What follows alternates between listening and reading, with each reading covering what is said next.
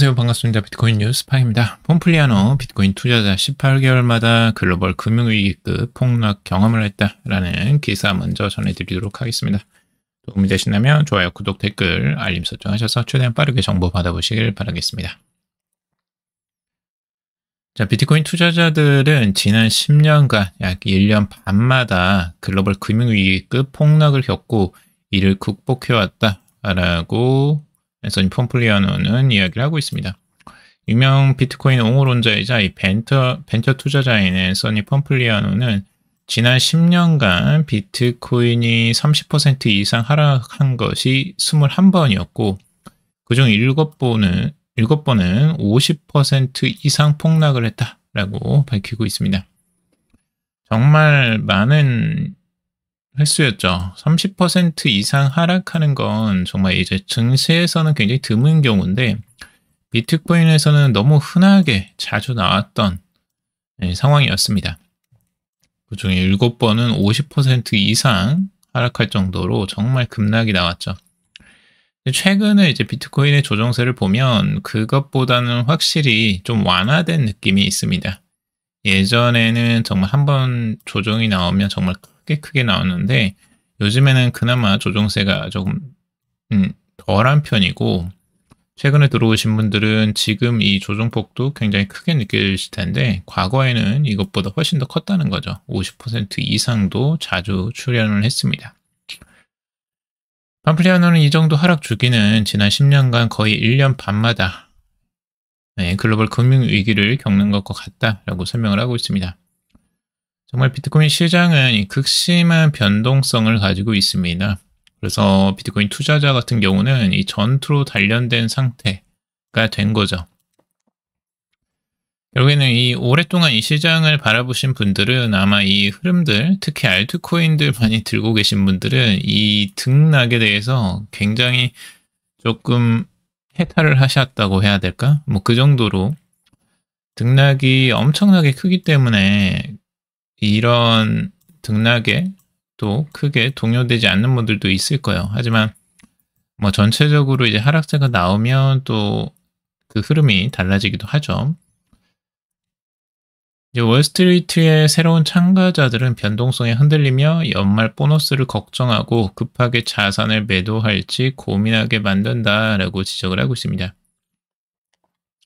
자, 앤서니 폼플리아노 같은 경우는 이제 최근에 그 들어온 쪽이 월스트리트 자금들이 이제 많이 들어왔기 때문에 이 사람들 같은 경우는 이제 연말 보너스 이런 걸 이제 걱정하는 거죠. 실제적으로 여기서 수익이 나지 않으면 월스트리트의 이제 투자자 같은 경우는 연말 보너스가 이제 줄어드는 이런 현상이 일어나기 때문에 급하게 이제 자산을 매도하는 흐름들이 나올 수 있다라고 이야기를 하는 거고요. 최근 사상 최고치 대비 35% 하락에 대해서 폼플리아노는 건전한 재설정이다라고 규정을 하고 있습니다. 그러니 이것이 80%대 죽음의 소용돌이의 시작이 아니라고 강조를 했다고 합니다. 그래서 지금은 폼플리아노 같은 경우는 결국에는 이제 공포 및 탐욕 지수가 한 자릿수에 머무는 현 상황을 바닥을 다지는 구간이다라고 분석을 하고 있네요. 과연 이제 바닥을 다지는지 그거는 조금 더 길게 봐야 되겠고 이따가 이제 제가 시나리오에 대해서 몇 가지를 안내해 드리도록 하겠습니다. 자, JP모건의 마이클 세일러 저격, 이 월가의 비트코인 상장사 길들이기 시작했다라는 기사인데요. 이거 굉장히 좀 흥미로운 기사입니다. 지금 JP모건 쪽에서 최근에 이제 보고서가 나왔는데요. 그 보고서가 뭐냐면 이 MSCI에서 지금 마이크로 스트래티지가 이제 제외될 것이다 라고 이야기를 하고 있어요. 그래서 그 보고서를 내놓으면서 이제 스트래티지가 굉장히 위험하다라고 이제 공포 심리를 자극하고 있다라고 이야기를 하고 있습니다. 그리고 MSCI의 이제 새로운 규정안도 되게 재밌는데 MSCI에서 새로운 규정안이 대차 대조표의 50% 이상을 암호화폐로 보유한 기업은 지수에서 제외될 수 있다라고 이야기를 하고 있습니다. 이거는 결국에는 이제 마이크로 스트래티지의 거의 맞춤형 규제라고 좀 보여지죠. 대체자들표의 50% 이상을 암호화폐로 보유한 것들은 이제 트레저리 기업들이 대부분이죠. 그 중에 이제 대표가 스트래티지인데, 결국에는 이제 대놓고 MSCI에서 너네를 제외하겠다라고 말하는 것과 이제 같은 거라고 보시면 될 것 같고, 결국에는 이 월가에서 이 암호화폐 비트코인이라는 변수가 지금 끼어드는 게 이제 싫은 거다라고 여기 기사에서는 이야기를 하고 있습니다. 기존 금융권에서는 이 암호화폐라는 이 변수가 굉장히 좀 불편해요. 이 자체에 대한 기득권을 자신들이 가지고 있는 게 아니기 때문에, 요거는 지금 이미 기득권을 가지고 있는 뭐 코인베이스나 새로운 신흥 세력들이 있죠. 서클이나 뭐 이런 거래소들, 그리고 이제 트레저리를 하는 이제 마이크로 스트래티지, 이런 기업들이 있는데, 이런 기업들을 이제 견제를 한다라고 지금 보고 있습니다. 특히 마이클 세일러처럼 비트코인을 무식하게 쓸어 담아서 주가를 부양하고 심지어 나스닥 100 지수까지 편입해버리니 이 눈의 가시였다라고 이야기를 하고 있죠. 그래서 이 MSCI 지수에 이미 편입이 됐는데 그걸 굳이 또 이제 막는 걸 하고 있는 겁니다. 결국에는 스트래티지를 이제 견제하고 있는 모습이 명확하게 좀 보이고요. 이런 규정 자체에서도 이미. 그래서 이건 이제 단순히 한 기업을 지수에서 빼고 넣는 문제가 아니라 이 전통 금융 세력과 그리고 이 크립토 네이티브 세력 간에 보이지 않는 전쟁이다라고 이야기를 하고 있습니다. 결국엔 주도권 싸움의 시작이라고 지금 보고 있고요. 아마 이 전쟁은 계속해서 될 가능성이 높습니다. 제가 보기에도 지금 이 전통 금융 세력인 월가에 이미 금융 세력들이 있죠. 특히 이제 JP모건이 가장 좀 강력하게 반박을 하는 것 같아요. 이 크립토 네이티브 자체, 이 시장의 세력들을 견제를 앞장서서 JP모건이 지금 보여주는 것 같고, 그것들 때문에 지금 이제 많은 갈등들이 생길 것으로 보여집니다. 하지만 이제 그 대세는 결국에는 꺾이지 않을 것이다 라고 보여지고 있고, JP모건은 결국에는 자신들이 지금 하는 사업들에서도 이미 암호화폐 사업을 하고 있기 때문에 그 주도권을 자신들이 이제 가져가고 싶어 하겠죠. 여기서도 이제 MSCI 지수 제외 리스크를 이야기하고 있는데, 실제 뭐 나스닥 100이나 MSCI USA, MSCI 월드 등 이 글로벌 핵심 벤치마크 지수에 이제 편입이 되어 있죠. 이제 보통은 전 세계에서 이 패시브 ETF나 인덱스 펀드, 뮤추얼 펀드 같은 경우 그냥 뭐 믿고 따지지도 않고 그냥 바로 이런 MSCI 지수에 있는 것들을, 종목들을 그냥 담아요. 기본적으로 이렇게 때문에 자동적으로 담아지는 거기 때문에, 그래서 보통은 이제 비트코인을 간접적으로 이제 소유하는 구조들이 지금까지 많이 유지가 되어 왔었죠. 근데 만약에 이게 안 된다, MSCI에서 제외가 된다라고 했을 때는 여기서 이제 자금이 일부 빠져나가게 되는 현상들이 나타나는 거죠. 실제 이제 스트래티지의 시가총액이 약 950억 달러라고 하는데, 이 중 약 90억 달러가 이제 MSCI, 나스닥 등 주요 벤치마크 지수를 추종하는 이 패시브 상품이나 ETF, 뮤추얼 펀드가 보유 중인 물량으로 지금 추정을 하고 있습니다. 그 정도로 이 물량들이 상당하다라는 걸 이야기하는 거고요. 이 구조 덕분에 이제 전 세계 개인 및 기관 투자자들이 지수 추종 상품을 매수하는 것만으로도 간접적으로 비트코인 익스포저에 이제 노출이 됐다라고 하고 있죠. 네, 이제 문제는 이 시가총액이 이제 급격하게 하락했을 때 문제죠. 보통 스트래티지는 이제 전환사채나 채권을 발행해서 자금 조달을 하는데, 자금 조달에 이제 문제가 생기는 겁니다.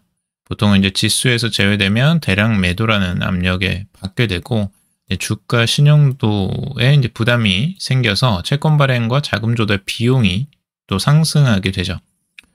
그래서 BTC 매수 전략의 제약이라는 연결고리가 이제 만들어지고 있는 겁니다. 그래서 비트코인을 공격적으로 이제 매수하는 것도 잠시 주춤해질 수 있는 구조로 연결이 될 수 있습니다.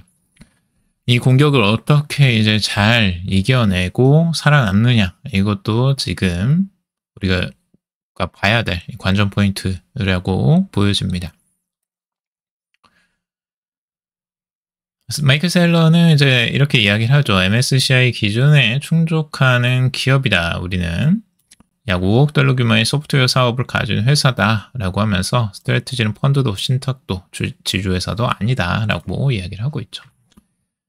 스트래티지가 지금 영위하는 이런 사업들에 대해서 저희 MSCI에서 이제 이 태클을 걸고 넘어지니까 그게 아니다라고 이제 반박을 하고 있는 건데요. 과연 이 싸움이 어떻게 진행될지도 좀 궁금하고, 근데 여기서 이제 이런 싸움이 일어나면서 이제 그랜트 카돈이라는 이 사람도 동참을 했어요. 미국의 유명 부동산 투자자인 이 그랜트 카돈이 JP 모건에 대해서 불매 선언을 공개적으로 밝혔다고 합니다.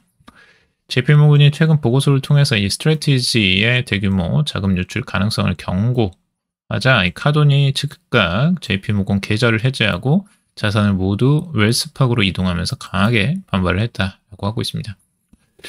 그랜트 카돈도 이 스트래티지 주식을 좀 가지고 있나 봐요. 아니면 친분이 있는 건가 모르겠는데, 그랜트 카돈 같은 경우는 이미 이제 비트코인을 굉장히 지금 추종을 하고 비트코인 관련 상품들도 이제 부동산 상품에서 내놓고 있어요. 예를 들어서 이제 부동산의 임대 수익을 비트코인으로 주는 이런 상품들을 만들어냈거든요. 그 정도로 비트코인에 대한 관심도 높고 이제 투자를 열심히 하는 사람인데 비트코인 옹호론자가 됐죠. 근데 이 사람이 이제 JP모건의 이런 행동 때문에 이제 화가 난 것 같아요.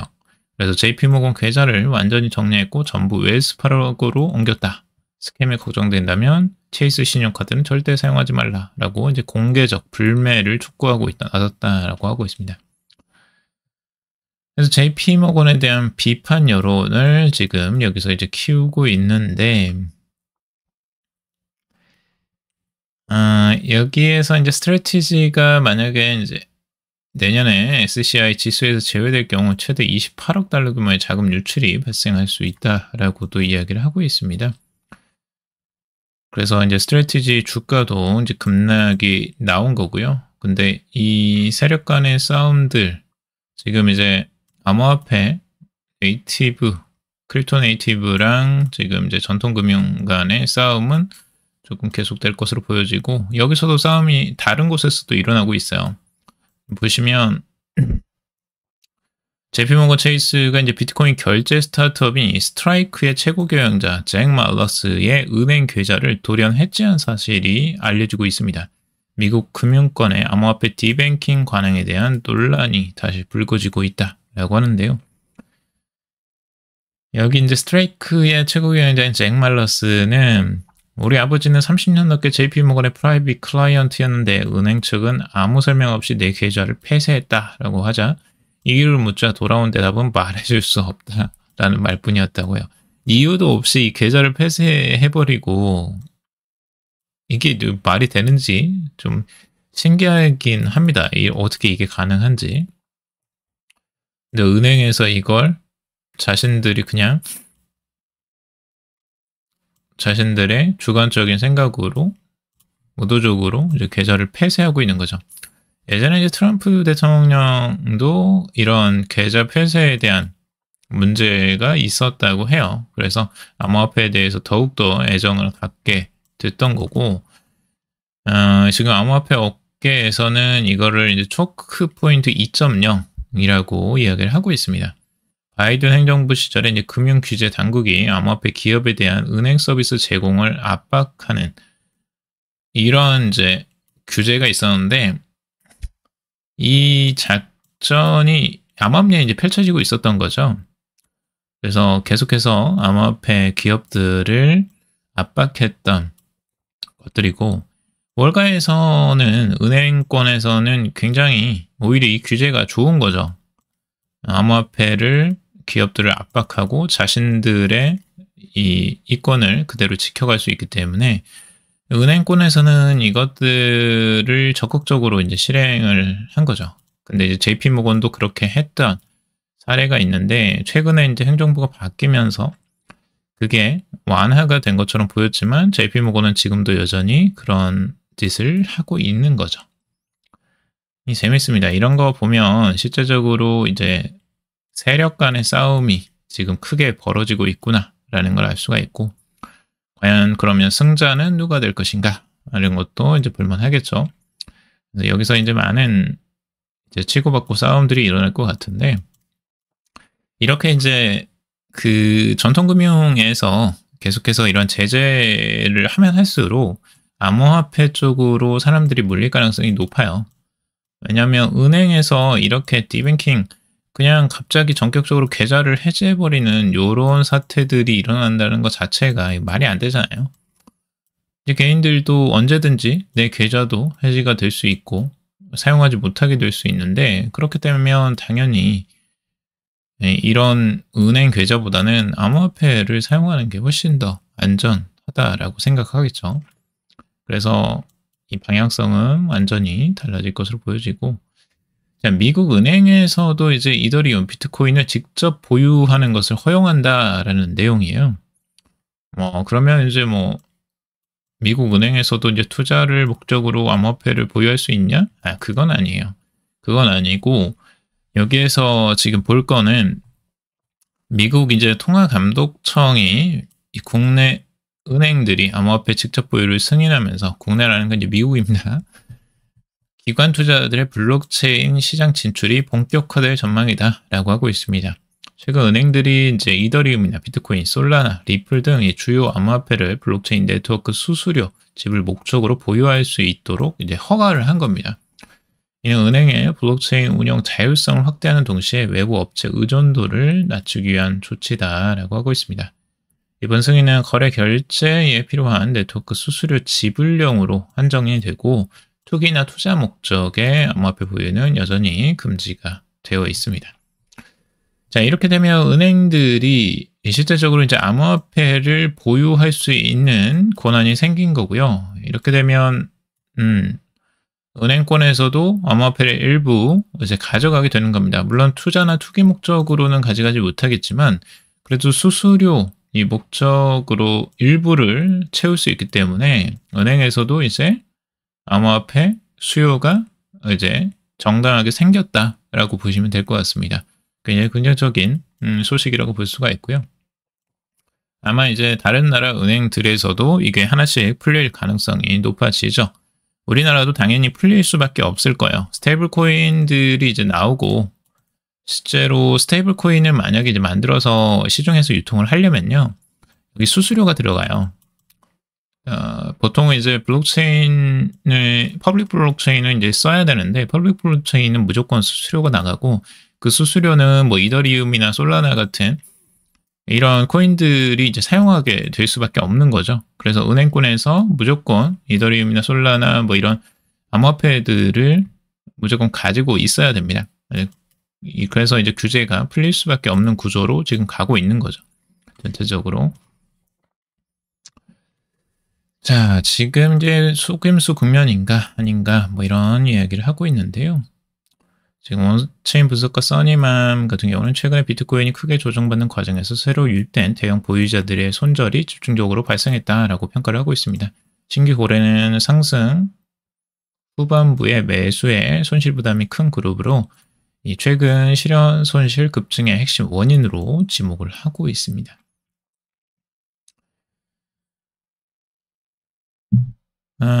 근데 이제 오래된 거래 같은 경우는 아직까지 이제 최근 약세에서도 불구하고 거의 움직이지 않았다라고 이야기를 하고 있어요.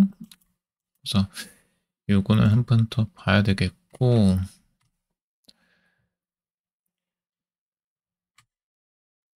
그냥 코인베이스 프리미엄 역대 최장 마이너스다라는 기사인데요. 코인베이스 프리미엄 지수가 21일 연속 마이너스를 기록하면서 현재 사이클에서 최장 기간을 경신했다고 합니다. 미국 기관 투자자들의 지속적인 매도 압력이 반영된 신호다라고 해석을 하고 있어요. 예전에도 말씀드렸지만 이 코인베이스 프리미엄 지수가 이제 중요한 이유는 전체적으로 시장이 지금 강세로 가려면 이 미국에서 사줘야 된다는 겁니다. 미국 투자자들이 많이 사줘야 되고, 미국의 투자자들이 사주는 걸 어떻게 확인할 수 있냐 하면 이제 프리미엄 지수로 확인할 수 있는 거죠. 프리미엄이라는 건 결국 이제 미국에서 더 비싸게 나왔을 때 이제 프리미엄이 생기는 거고, 더 낮게 나오면 이제 마이너스가 나오는 거죠. 음수. 그래서 이 마이너스라는 건 이제 미국에서 매도세가 계속해서 되고 있다라는 걸 이야기하는 거고, 이게 플러스로 돌아서면 이제 미국에서 매수세로 본격적으로 들어가는구나라고 볼 수가 있겠습니다. 근데 지금 최근에는 이제 연속해서 21일 연속해서 마이너스 행진이 이뤄진 거예요. 그래서 비트코인의 매도세가 계속해서 이뤄지고 미국에서 그만큼 강하게 매도가 나왔다라는 걸 보여주는데요. 최근에 좀 다행스러운 건 그나마 이 매도 흐름들이 살짝 꺾이고 이제 살짝 줄어드는 과정들로 완화되고 있다라는 부분을 이제 긍정적으로 보고 있습니다. 그래서 여기서 이제 뭐 0이나 플러스로 돌아서게 된다면 조금 더 이제 긍정적인 신호라고 단기적으로는 볼 수 있겠고요.